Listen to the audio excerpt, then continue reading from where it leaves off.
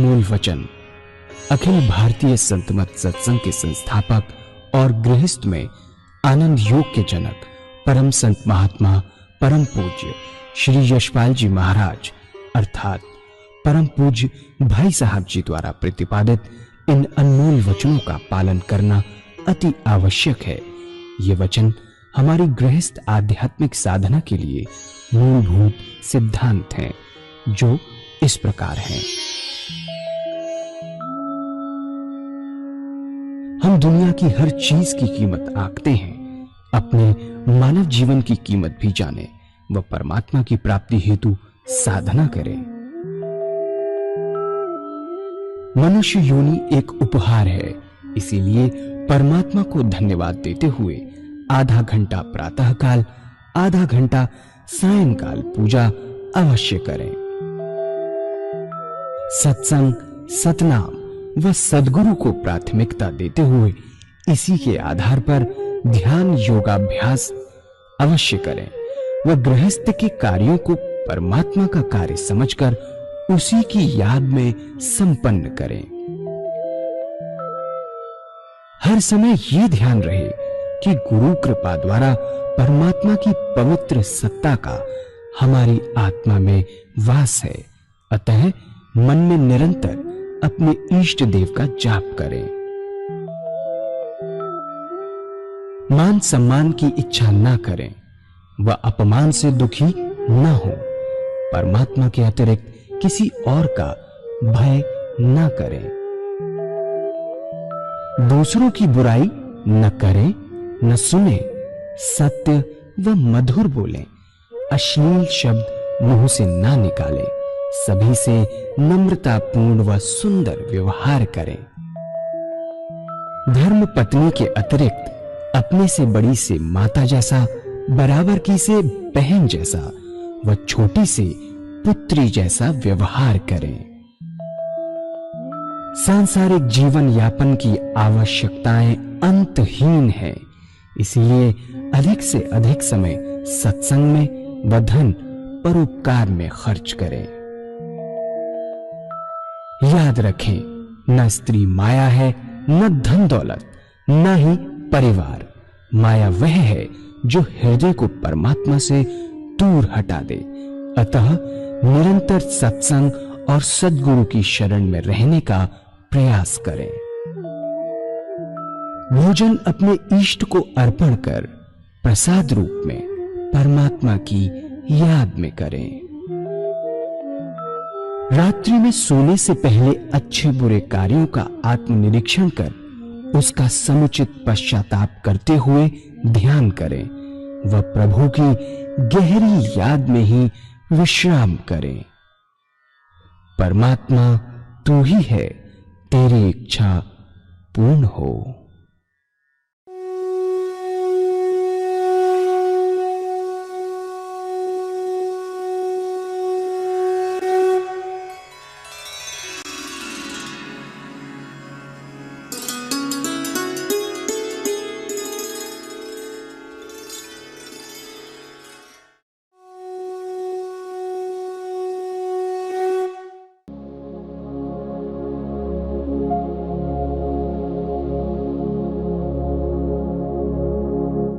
जय सद्गुरुदेव जय पद शरणं श्रेयस्वरूप चरणों शरणं। जय सद्गुरुदेव जय पद शरणं श्रेयस्वरूप चरणों शरणं। రోజులో 24 గంటల్లో 2 గంటలు మనం భగవంతుడికి కేటాయించాం. 22 గంటల సమయం మన పనులు, మన కర్తవ్యాలు, బాధ్యతలు వీటిని నిర్వర్తించడానికి మన దగ్గరే ఉంది. మీ విలువైన సమయం ఏది కూడా ధ్యానానికి తీసుకోలేదు అని చెప్తున్నారు గురుదేవులు. కేవలం ఖాళీ సమయంలోనే తరచి చూసుకుంటే 2 గంటల సమయం సునాయాసంగా మనం భగవంతుడికి ఇవ్వడం జరిగింది. ఇంకా 22 గంటల సమయం మీ దగ్గరే ఉంది అని చెప్తూ ఉన్నారు. बहुत से लोग बहुत कष्ट उठाते हैं महात्मा। कोई फीका खाता है, कोई मीठा छोड़ता है, कोई सारी चीजें मिलाकर खाते हैं, बड़ा तपस्या करते हैं। स्वादेंद्रिय निग्रह करने के ऊपर। हमारे संतों ने बड़ा सुंदर तरीका बताया, परमात्मा की याद में भोजन कीजिए, यही बताया। उनकी याद में भोजन करेंगे, ऑटोमेटिक स्वादेंद्रिय निग्रह हो जाएगा। अब आपके 2 घंटे पूजा के हो गए, आधा घंटा सुबह पूजा, आधा घंटा सायंकाल पूजा, आधा घंटा दोपहर भोजन, क्योंकि पूजा में ही परमात्मा की याद करते हैं, भोजन करते हुए परमात्मा की याद करते हैं। तो ये 1 घंटा आपकी साधना में ऐड हो गया, 2 घंटे।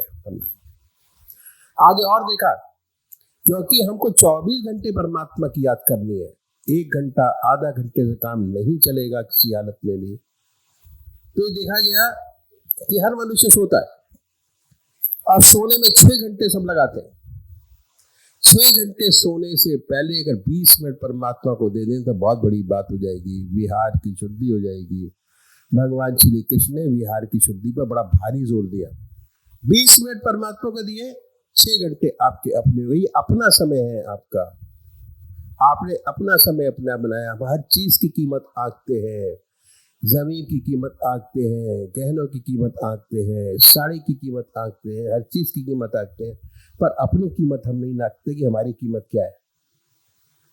बहुमूल्य परमात्मा ने शरीर दिया, अपनी कीमत को आंके और आके जो मेन काम उसने दिया है उस चीज को पूरा करें। और उसके लिए साधना करना बहुत जरूरी है। समय परमात्मा को जितना देंगे उतना वो आपका अपना होता चला जाएगा। 6 घंटे परमात्मा की याद, 20 मिनट करना क्या है कि सोने से पहले आत्मनिरीक्षण करिए, दिन में जो काम किया उसको सोचिए, और सोचने के बाद ये देखिए कि कौन से अच्छे काम किए और कौन से खराब काम हो गए। जो अच्छे काम है वो अपने देव के अर्पण कर दीजिए। और जो आपके अंदर ऐसी चीज है जो लगता है कि अगर ये छूट जाएगी तो हमारी साधना और अच्छी हो जाएगी, परमात्मा का नाम और अच्छा होना शुरू हो जाएगा, उसमें से सबसे छोटी चीज को पकड़े जो आपको खराब लगती है, अपने परमात्मा से वादा कीजिए और उसके बाद उस चीज को छोड़ दीजिए, उसको रिपीट मत करिए। इससे क्या होगा कि आपकी इच्छा शक्ति, विल पावर बोलते हैं, वो बढ़ती चली जाएगी और इतनी स्ट्रांग हो जाएगी कि बड़ी बड़ी चीजें जो हमारी जिंदगी में है, जिन्हें सोचते कि ना जा पाएंगी, वो भी छूटती नजर आएंगी। जीवन बड़ा सुंदर और अच्छा होता चला जाएगा। उस चीज को छोड़ने का ग्रेस आपके चेहरे पर आना शुरू होगा और आपको वो शांति और आनंद प्राप्त होगा जो जिंदगी में आपने कभी हासिल ना किया हो। उसके बाद ये 2 काम कर लिए, अपने इष्ट देव को याद करिए, याद करने के बाद उन्हीं की याद में सो जाइए। इससे फायदा क्या है कि बहुत से भाई बहन है जिन्हें ऊट पटांग सपने आने बंद हो जाएंगे, किसको नींद नहीं आती, नींद अच्छी आएगी। जो सपने देखता है बेखबर होकर सोएंगे, ऊपर की बहुत सी चीजें होती हैं वो धीरे धीरे खत्म हो जाएंगी, वो चीज सामने नहीं आएंगी। मेंटल स्टेटस बहुत स्ट्रांग होगा। एक डॉक्टर के पास में गया, उसने कहा कि गुरुजी 95% लोग का जो मेंटल स्टेटस है वो बीमार है, स्ट्रांग नहीं है। असली बीमारी 5% लोगों को होती है। 95% लोग अपनी इच्छा के अनुसार डॉक्टर के पास जाते हैं, अगर उनको सेटिस्फाई कर लेते हैं तो ठीक है, और ये डॉक्टर बदलते रहते हैं और सारी जिंदगी डॉक्टरों को बदलते बदलते दवाइयाँ लेते लेते निकाल देते हैं। मेंटल स्टेटस स्ट्रांग है, उसको दवाई की जरूरत बहुत कम पड़ती है। ओनली 5% ऐसा आदमी है जो वाकई में दवाई की जिसको जरूरत पड़ती है। तो अपने मेंटल स्टेटस को बनाइए, इच्छा शक्ति बढ़ाइए, और इच्छा शक्ति जैसे जैसे बढ़ेगी वैसे वैसे आपका पूजा में मन लगना शुरू होगा। जब रात को सोते हैं परमात्मा की याद करके सोए, सुबह उठेंगे उन्हीं की याद होगी। 6 घंटे परमात्मा की याद के ऑटोमेटिक सोते हुए बीतने शुरू होंगे। अब आपके 8 घंटे परमात्मा की याद के हो गए। आधा घंटा सुबह पूजा, आधा घंटा सायंकाल पूजा, आधा घंटा दोपहर भोजन, आधा घंटा रात्रि भोजन, 6 घंटे सोने के। ये मन का विशेष गुण है कि मन जिन विचारों में डूब कर सोता है उन्हीं विचारों में पड़ा रहता है। हम गृहस्थी लोग हैं, कभी कोई मुसीबत आ पड़ी तो सोने से पहले उस मुसीबत की चिंता होती है, उन्हीं चिंताओं में सो जाते हैं, नींद नहीं आती। नींद आ भी गई, सुबह उठते हैं वही चिंता होती है। अगर परमात्मा की याद में डूब कर सोएंगे, सुबह उठेंगे, मन बड़ा अच्छा रहेगा, सपने अच्छे आएंगे। आप देखेंगे कि आप सत्संग में बैठे हैं, अपने मंदिर में बैठे हैं, बहुत सुंदर स्थिति होती है। जब मन शांत होकर सोता है, सुबह उठते हैं तो शांति प्रदान होती है और हमें हौसला बढ़ता है कि इस रास्ते के अंदर और बढ़ा जाए। असली अनुभव जिंदगी के उन सोने के समय पर होते हैं जो जिंदगी के अंदर बहुत जरूरी है। जैसे जैसे अनुभव बढ़ते चले जाएंगे वैसे वैसे रास्ता आपका खुलता चला जाएगा और उसके बाद सुबह शाम की जो पूजा करते हैं उसमें आपका मन लगना शुरू होगा और ऐसे प्यारे अनुभव परमात्मा आपको देगा कि जिंदगी आपकी परमात्मा में मैं होके रहेगी और जीवन बड़ा सुंदरता से कटता चला जाएगा। घर मंदिर हो जाएगा। ये रास्ता घर को मंदिर बनाने का है। अपने घर को मंदिर बनाइए, बड़े आराम से शयन कीजिए, रहिए और बाखूबी सारी चीजें पूरी कीजिए। जैसे जैसे कंसंट्रेशन बढ़ेगा वैसे वैसे आपकी चीजें बहुत सुंदरता से पूरी होती चली जाएंगी। ఇప్పుడు ఇందాక మనకి గురుదేవుల అభ్యాసం మరియు ఆహార శుద్ధి రెండు కూడా తెలియజేశారు. అభ్యాసం చేయడం వలన ఉదయం అర్ధగంట ధ్యానం అభ్యాసం, సాయంత్రం అర్ధగంట ధ్యానం అనగా అభ్యాసం, రోజులో 24 గంటలు గంట సమయం మనం పరమాత్మకి కేటాయించాం. అదేవిధంగా ఆహార శుద్ధి, మధ్యాహ్నం రాత్రి కూడా భోజనం పరమాత్మ స్మరణలో తినడం, మన ఇష్టదైవానికి అర్పించి మహాప్రసాదంగా భావించి ప్రతి ముద్ద కూడా భగవత్ స్మరణలో స్వీకరించడం, దీనివల్ల ఆహార శుద్ధి కూడా కలిగి పొందాం. రోజులో 24 గంటల్లో 2 గంటలు పరమాత్మకి ఇచ్చాం, 22 గంటలు మన దగ్గరే ఉంది. గురుదేవులు ఏమని చెప్తున్నారు, ఇంకా మన దగ్గర ఖాళీ సమయం ఏమైనా ఉందేమో చూద్దాం పరమాత్మకి ఇవ్వడానికి, భగవత్ స్మరణలో గడపడానికి.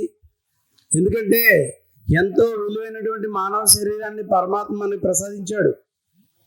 ఈ మానవ జన్మ, మానవ శరీరం అనేటువంటిది ఎంతో విలువైనటువంటిది, మరలా మరలా అంత తేలిగ్గా లభించేటువంటిది కాదు అని చెప్తున్నారు గురుదేవులు.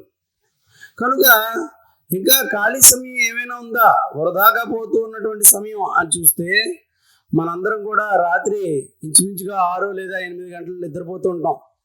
ఆ నిద్ర సమయం అంతా కూడా వృధాగా పోతుంది. ఆ సమయంలో మన ఎవరం కూడా సంసారం తాలూకా పనులు కానీ, ప్రపంచం తాలూకా పనులు కానీ ఏమీ చెయ్యం. శరీరానికి విశ్రాంతిని ఇవ్వడం కోసం నిద్రపోతూ ఉంటాం. ఆ రాత్రి నిద్రా సమయం అంతా కూడా వృధాగా పోతున్న ఆ సమయం ఏదైతే ఉందో దాన్ని కూడా మనం ధ్యానం, పూజ, అభ్యాసంగా మార్చుకోవచ్చు అని చెప్తున్నారు గురుదేవులు.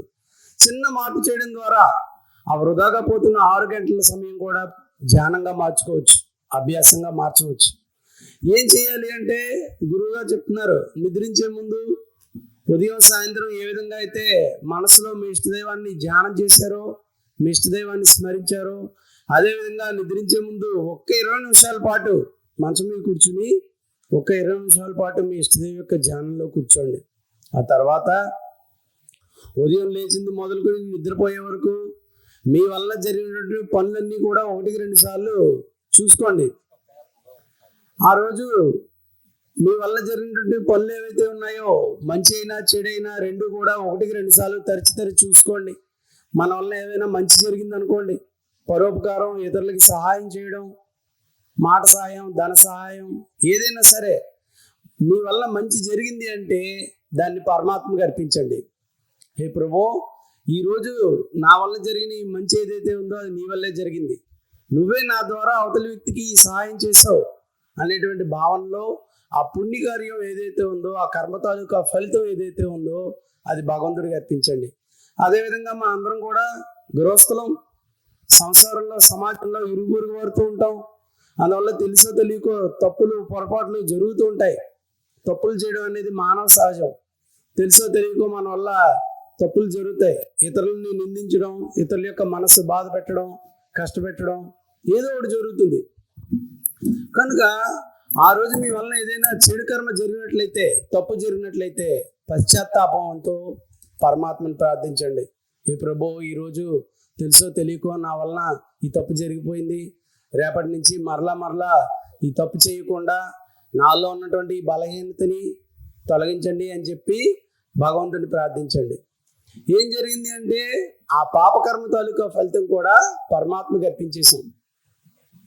భగవంతుని ప్రార్థించి పశ్చాత్తాపంతో ఆ భగవంతుడికి ఆ పాపకర్మ తాలూకా ఫలితాన్ని కూడా అర్పించాం. దీనివల్ల ఏం జరుగుతుందంటే గురువు గారు చెప్తున్నారు, మీలో ఆత్మిక శక్తి పెరుగుతుంది, విల్ పవర్.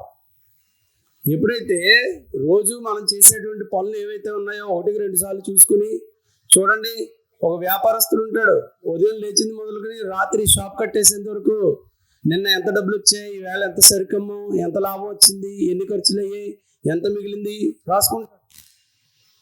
అదేవిధంగా ప్రతి వ్యక్తి కూడా ఆ రోజు తన సమయాన్ని దేనికి సద్వినియోగం చేశాడు, ఎక్కడెక్కడ గడిపాడు, ఆ సమయంలో ఎంత సంపాదించాడు అనేటువంటిది రాసుకుంటాం. మహాత్ములు ఏం చెప్తున్నారు, ప్రతి వ్యక్తి కూడా ఈ బట్టల యొక్క విలువ ఎంత, భూమి విలువ ఎంత, నా ఇల్లు ఆస్తిపాస్తుల విలువ ఎంత, ఈ చెప్పుల విలువ ఎంత, బంగారం విలువ ఎంత, వెండి విలువ ఎంత, ఇలా ప్రతి దానికి విలువ కొడుతున్నాడు, విలువ ఎంతో తెలుసుకుంటున్నాడు. కానీ దురదృష్టం ఏంటంటే మనిషి తన విలువ తాను తెలుసుకోలేకపోతున్నాడు అని చెప్తున్నారు గురుదేవులు. మన విలువ ఏంటో, ఈ మానవ జీవితం యొక్క విలువ ఏంటో తెలుసుకున్న రోజున ఒక్క నిమిషం కూడా వృధాగా గడపడు అని చెప్తున్నారు పరమాత్మ గురుదేవులు.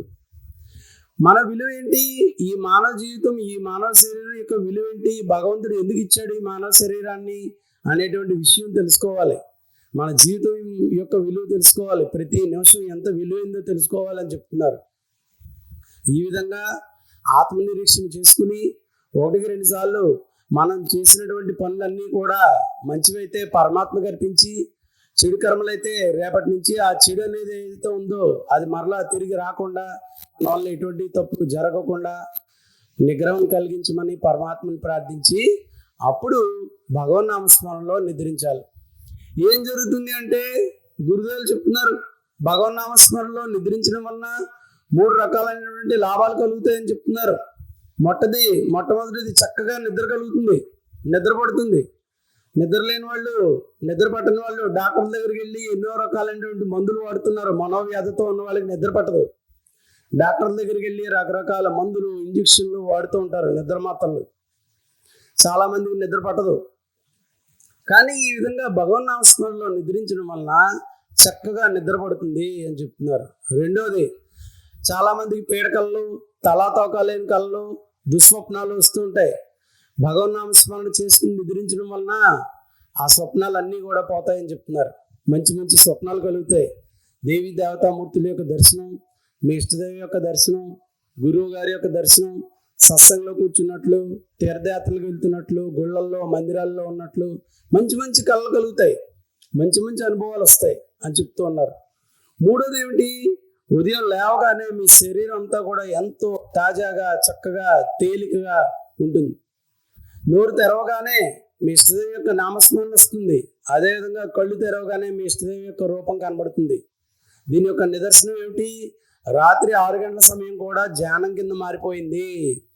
రాత్రి మామూలు ప్రాపంచ వ్యక్తులు ఒళ్ళు తెలియకుండా నిద్రించేటువంటి నిద్ర కాదు.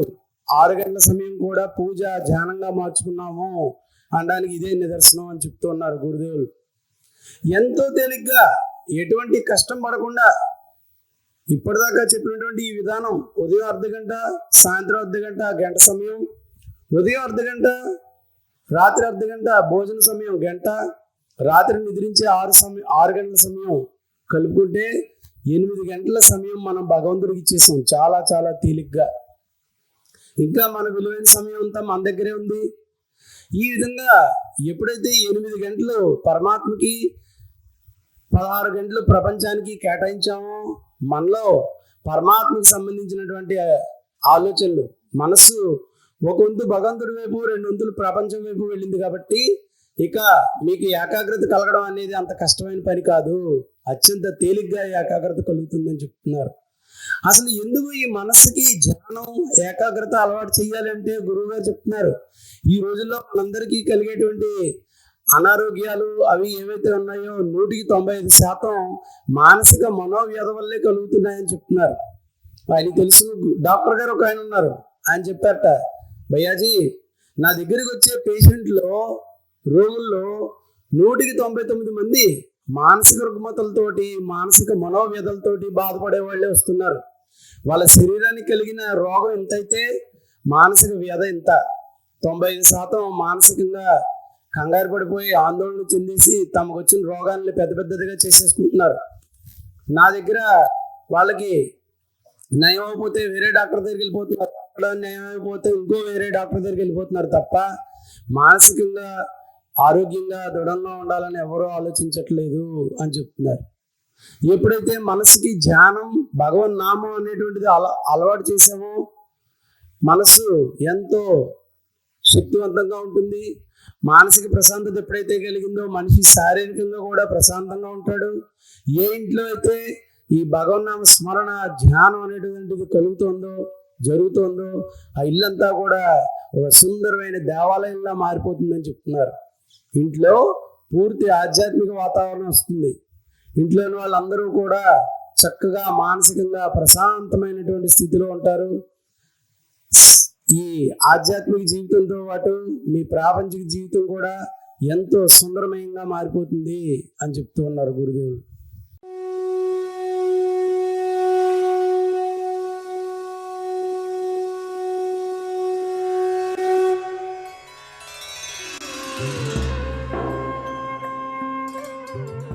ध्यान योग के कार्यक्रम आनंद योग से निशुल्क जुड़ने के लिए संपर्क करें 9810239677।